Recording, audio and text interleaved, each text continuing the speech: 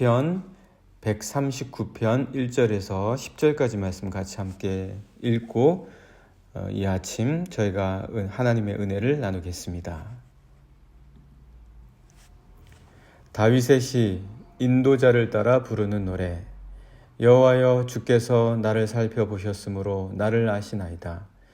주께서 내가 앉고 일어섬을 아시고 멀리서도 나의 생각을 밝히 아시오며 나의 모든 길과 내가 눕는 것을 살펴보셨으므로 나의 모든 행위를 익히 아시오니 여호와여, 내 혀의 말을 알지 못하시는 것이 하나도 없으시니이다. 주께서 나의 앞뒤를 둘러싸시고 내게 안수하셨나이다. 이 지식이 내게 너무 기이하니 높아서 내가 능히 미치지 못하나이다. 내가 주의 영을 떠나 어디로 가며 주의 앞에서 어디로 피하리이까? 내가 하늘에 올라갈지라도 거기 계시며 수월에 내 자리를 펼지라도 거기 계시니이다. 내가 새벽 날개를 치며 바다 끝에 가서 거주할지라도 거기서도 주의 손이 나를 인도하시며 주의 오른손이 나를 붙드시리이다. 아멘.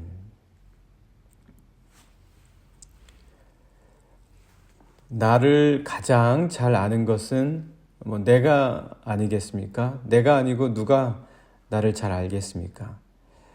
하지만 때로는 내가 나 자신을 가장 잘 알 것이라는 우리의 생각이 마치 보란듯이 깨지는 경우가 있습니다. 내가 나를 잘 알 것 같았는데 나를 잘 알지 못하더라는 거죠. 그래서 때로는 우리의 부모나 친구 혹은 배우자 혹은 형제와 자매가 나를 더 잘할 때가 사실 있습니다.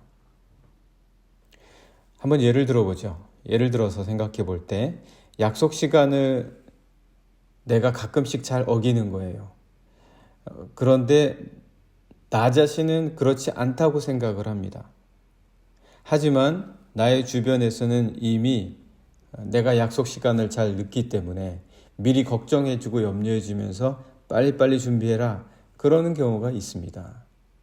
그럴 때를 생각해 보면 내가 나 자신을 잘 알지 못하는 거죠. 오히려 주변에서 나보다 나를 더 잘 아는 겁니다.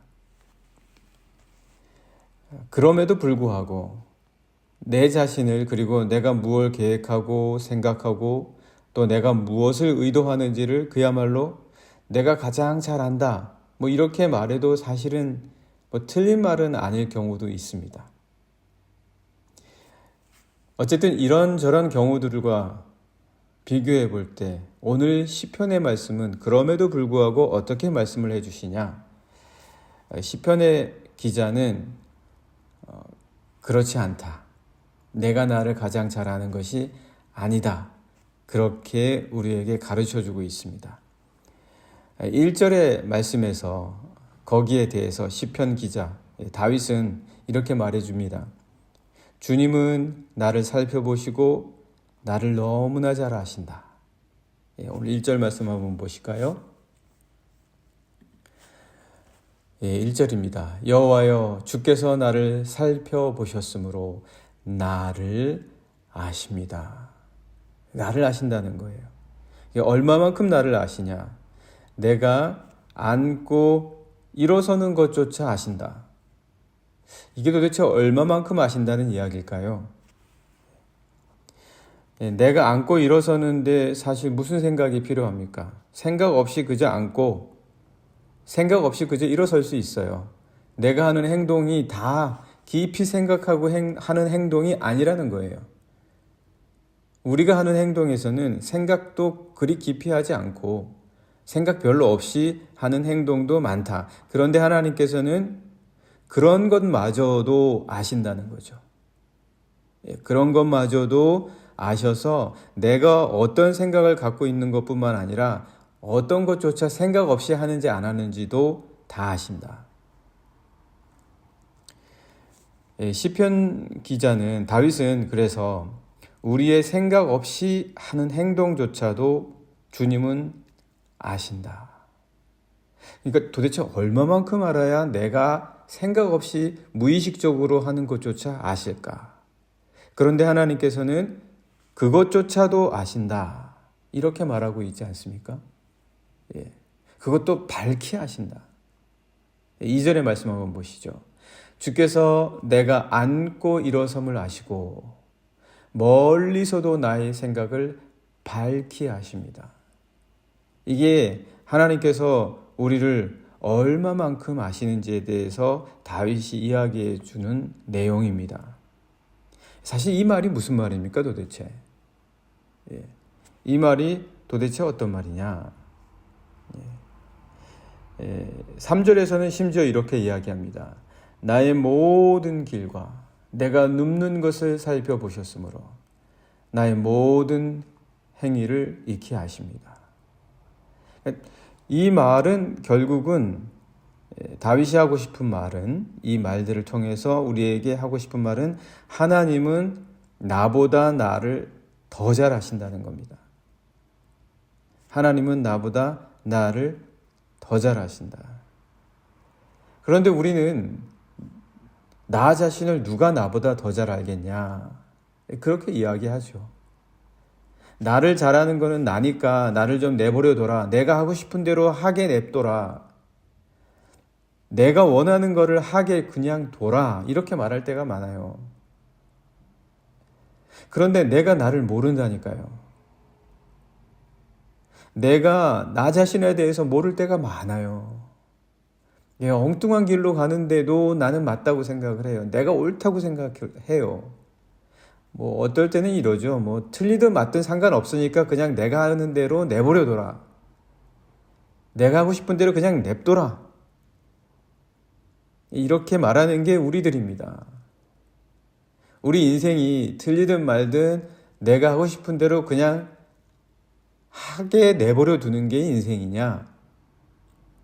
그게 우리 삶이냐? 인생이 목적하는 바가 바로 그거냐? 내가 원하든 원치 않든 내가 하고 싶은 대로 그냥 내버려둬서 어찌됐든 그냥 하고 싶은 대로 하는 게 그게 옳은 거냐? 그렇다면 왜 이 세상에 옳은 것이 있고 틀린 것이 있습니까? 왜 이 세상에 윤리가 있고 도덕이 있습니까? 그런 게 필요 없죠. 하고 싶은 대로 다 한다면요. 주님을 안다는 것에 중요한 것, 그 말의 의미 중에 아주 핵심적인 것은 뭐냐? 그건 내가 나 자신을 잘 모른다는 것을 인정하는 겁니다. 주님을 안다. 내가 그렇게 말할 때, 주님을 안다라고 고백할 때 그 사람은 이미 하나님, 저는 저 자신을 모릅니다. 이걸 고백하는 겁니다. 주님, 저 자신은 저를 안다고는 하지만 저는 사실 제가 제 행동을 하면서도 왜 이렇게 행동을 하는지 알다가도 모르겠습니다. 주님, 저는 잘 모릅니다. 주님 의지합니다. 주님, 저는 저 자신을 모르나 주님은 저를 저보다 더 잘 아십니다. 이게 주님을 아는 거예요. 이게 주님을 아는 것이다. 오늘 시편에서 주님이 얼마만큼 우리를 아시는지 알려주시잖아요.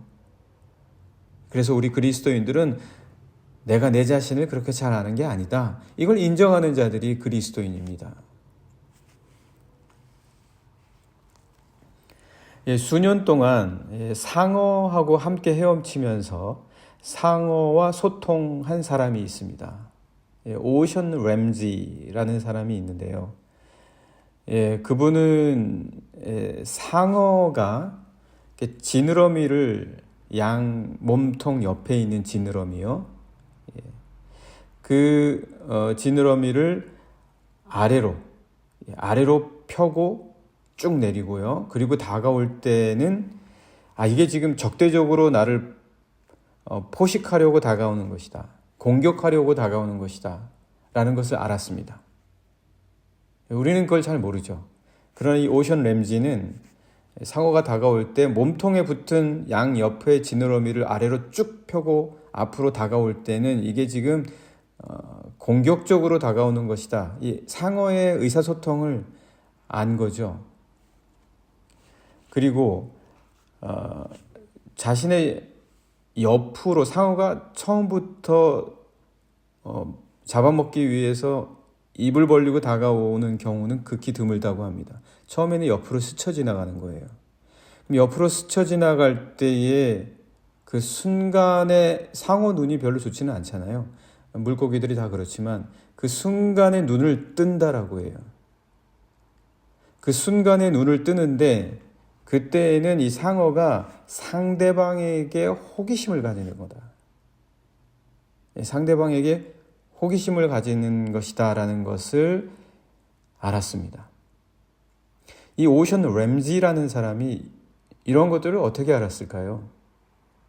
상어와 함께 지난 시간이 그만큼 많고 깊었고 진지했기 때문입니다. 함께 지낸 거예요. 함께 깊이 있게 의사소통한 겁니다. 오늘 다윗은 하나님께서는 내 혀의 말을 알지 못하는 것이 하나도 없다고 하십니다. 사실 우리가 혀를 움직여서 말을 할 때 그 말의 의미를 세상 사람들이 입안에 숨겨있는 혀를 보고 어떻게 말을 압니까? 어떻게 내 생각을 알아요? 어떻게 입안에 숨겨져 있는 혀를 보고 그 말의 뜻이나 무엇을 말하고자 하는 것을 도대체 어떻게 알 수가 있습니까? 그런데 오늘 다윗은 하나님이 그걸 아신다는 거예요. 내 혀만 보고도 하나님께서 입술도 아니에요. 혀만 보고도 하나님께서는 그걸 아신다. 내가 무슨 생각을 지금 어떤 뜻을 어떤 의도를 갖고 어떤 감정을 갖고 있는지를 하나님이 아신다는 거예요. 그러니까 사람들은 아무도 몰라요. 내 자신에 대해서 지금. 내가 왜 이러고 있는지, 내가 어떤 생각을 하고 있는지, 어떤 감정 상태에 있는지. 그러니 사람을 어떻게 의지하겠습니까? 하나님을 의지하는 거죠. 하나님을 의지해야 된다. 다윗이 그거 이야기하는 거죠. 한번 보실까요? 한번 보시면 4절 말씀입니다. 4절 여호와여 내 혀의 말을 알지 못하시는 것이 하나도 없으십니다. 사람들은 우리 말을 오해하고 우리 생각과 감정을 곡해할 때도 많고 또 우리가 속이려 하고 할 때도 많고 다 그게 우리가 사는 인생 가운데 있는 모습들 아닙니까? 그러나 하나님께서는 그걸 다 아신다는 거예요. 하나님께서는 그걸 다 아신다. 이걸 도대체 하나님께서 어떻게 아실까? 하나님은 하나님이시기 때문에 알기도 하지만 하나님만큼 우리와 깊이 있게 교제하며 우리를 진지하게 바라보시고 또 우리와 가장 밀접하게 살펴보시는, 우리를 그렇게 살펴보시는 분이 하나님보다 더 없다라는 거예요. 하나님께서 우리를 그렇게 바라보고 계신다. 우리 안에는 사실 여러 가지 인격이 있다고 하지 않습니까? 우리는요, 이럴 때가 있고 저럴 때가 있어요. 똑같은 사람인데도 이렇게 행동할 때가 있고 저렇게 행동할 때가 있어요. 우리 스스로 이율배반적일 때가 있어요. 우리 스스로 정의로울 때가 있고 우리 스스로 불의할 때가 있어요. 우리 스스로 착할 때가 있고요. 우리 스스로 악할 때가 있어요. 우리는 다 착하지 않아요. 우리들은 전부 다 다중인격자예요. 그게 우리입니다. 그래서 바울이 이렇게 말하잖아요. 오라 나는 공고하다. 내 생각과 행동이 왜 다르냐? 오라 나는 곤고한 자로다. 그렇게 탄식하거든요. 자기 자신에게 실망하는 거예요. 자기 자신에게 실망한다. 그래서 우리는 주님이 필요합니다. 누군가 우리 자신을 잘 아시는 분이 필요해요. 우리를 좀 알아야 우리에 대해서 알려주시고 인도하시고 가르치시는, 그게 가능하지 않겠습니까? 주님은 우리가 누구인지 가르쳐 주실 수 있는 분입니다. 그리고 어떻게 우리를 개발하고 이끌지 지혜를 주실 수 있는 분이에요. 주님은 그 지혜가 있으신 분이에요. 그래서 사도 바울이 뭐라고 이야기합니까? 내가 하나님을 아는 지식이 가장 고상한 지식이다. 내가 하나님을 아는 지식이 가장 고상한 지식이다. 예, 하나님께서는 우리 영혼을 안수하시죠. 그만큼 가르쳐 주시고 이끌어 주실 수 있는 지식을 가지신 분이다라는 거예요. 5절 말씀 보실까요? 주께서 나의 앞뒤를 둘러싸시고 내게 안수하셨나이다. 예. 하나님이 우리를 가르치시고 개발케 하시고 이끌어 주실 수 있는 지식이 있으신, 나에 대한 지식을 가지신 바로 그런 분이시다. 하나님은 그래서 내게 지식을 주십니다. 하나님을 알면 나에 대한 지식을 얻을 수 있어요. 그래서 6절에 어떻게 말씀합니까? 6절 말씀 보시면 이 지식이 내게 너무 기이하니 높아서 내가 능히 미치지 못하나이다. 나에 대한 것을 나는 알 수 없어요. 그 지식을 내가 얻어낼 수가 없어요. 그 지식은 하나님께 있습니다. 하나님에 대한 이 지식은 하나님만이 나에게 주실 수가 있어요. 나에 대한 이 지식들을. 그래서 주님을 안다는 것은 무엇입니까? 하나님을 아는 지식이 가장 고상한 지식이다. 이거 인정하는 거예요. 이걸 인정하는 것이 하나님을 아는 그리스도인들이다. 세상은 인정하지 않죠. 네. 우리에겐 언제나 하나님이 필요합니다. 필요하지 않을 때가 없어요. 이거 인정해야 됩니다. 우리에겐 늘 하나님이 필요하다. 그런데요, 여러분, 사실 실패할 때, 길을 잃었을 때만 필요한 게 아니에요. 우리가 성공했을 때 하나님은 더 필요합니다. 우리가 잘 된다고 할 때, 모든 것이 좋아 보일 때 오히려 사실 그때가 하나님이 더 필요한 때예요. 자칫 잘못하면 그때가 망하기 일보 직전이거든요. 그걸 누가 알겠습니까? 우리가 안전하고 여길 때 오히려 반드시 주님과 함께 해야 돼요. 오히려 그럴 때 주님과 더 함께 할 줄 알아야 돼요. 안 그러면 안전하지 못할 때는 그냥 스스로 무너지는 거예요. 안전이 뭔지를 모르거든요.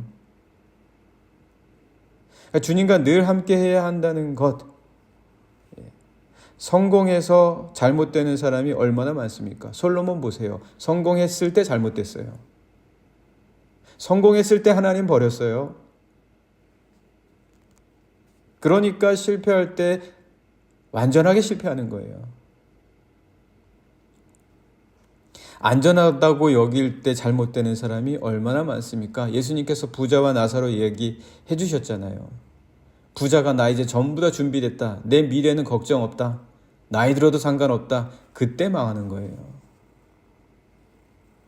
그러니까 성공하고 잘 될 때일수록 하나님이 더욱 필요하다. 이게 무슨 말이냐? 잘 되고 잘못되고 상관없이 주님이 필요한 건 아냐? 그걸 도대체 아냐? 오늘 다윗이 뭐라고 합니까? 하늘에 올라가도 너는 거기서 하나님이 필요해. 수월에 내려가서 자리를 펴도 너는 거기서 주님이 필요해. 바다 끝에 가서 거기를 자리 펴고 새벽 날개를 아무리 치고 가도 너는 거기서 주님이 필요해. 이거 모르는 사람이 세상에 허다하지 않습니까? 한 말씀 보실까요? 8절 9절입니다. 7절부터 보시죠. 내가 주의 영을 떠나 어디로 가며 주의 앞에서 어디로 피하리까? 내가 하늘에 올라갈지라도 거기 계시며 수월에 내 자리를 펼지라도 거기 계신데 내가 어디 같은 주님이 필요해요. 네. 내가 새벽 날개를 치며 바다 끝에 가서 거주할지라도 거기서도 주의 손이 나를 인도하시며 주의 오른손이 나를 붙드시리이다. 그 주님이 계시다는 거 인정해. 인정하라. 다윗이 지금 그 이야기하고 있습니다. 그거 체험했거든요. 그거 경험했거든요. 체험하고 경험하는 것만큼 하나님에 대한 가장 강력한 지식은 없습니다. 한 번도 하나님을 경험하지 못했으면요, 하나님 모르는 거예요. 어디서든 주님이 우리를 붙잡아 주셔야 되는 것이 필요하다. 주님의 인도하심과 도우심이 필요하지 않은 곳은 없습니다. 어디서든 주님이 함께 하셔야 하는 것이 우리 인간 존재입니다. 그것은 우리가 아기같이 연약하고 약하게 지음받아서가 아니라 하나님과의 교제와 사랑 안에서 지음받았기 때문입니다. 주님을 안다는 것은 언제나 주님이 필요하다는 것을 인정하는 것입니다. 우리 이 시간 함께 같이 기도하면 좋겠습니다. 하나님,